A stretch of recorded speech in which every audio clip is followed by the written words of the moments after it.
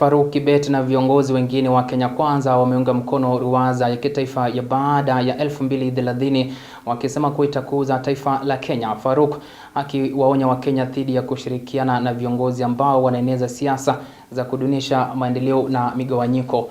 Wamezungumza haya katika kaunti ya Kakamega. Sisi tunataka Kenya ambayo imeungana. Tunaona ni vizuri wa Kenya ungane. Tunaona mazungumzo ambaye rais ameanzisha leo, tuunge sisi zote. Na ningependa tuwapigie makofi yale wanafanya Nairobi.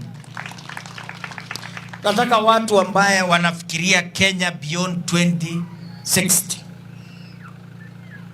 Kuna watu wengine, Wakenya wengine wanafikiria kuwakawanya Wakenya sasa hivi. Na tumewajua kwa majina. Wanapoteza wakati wao. Tuungane mkono kama Wakenya.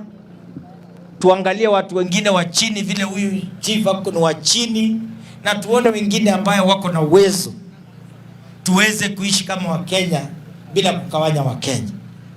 Mimi ningefurahi kwamba hawa kabila wangekuwa wanazungumza maneno ya Wakenya, tungewasikia.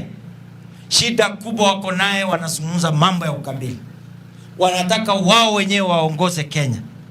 Mimi kwa maoni yangu ningeona baada ya mazungumzo tuangalie ile taifa ama ile counties hazijaendelea kama Kakamega, kama Malava, iweze kupatiwa mkao mkubwa katika Kenya, ndio hao watu waendelee kwenda mbele. Wale wako na maji, wako na stima, wale wako na kila kitu, pia tuangalie kama Wakenya tuizungumzie. Hapa Malava mambo ya maji imefika. Na nimeshukuru kulikuwa na waziri ya maji hapa. Mimi nataka niombe maji ifikie kina mama paka kwa nyumba. Walisema tu Ruto atoke. Hiyo ndio agenda yao. Lakini sisi tukikuja tukikaa tukinongonezana bila rali kubwa kama vile tumekaa kwa kikao ya mama.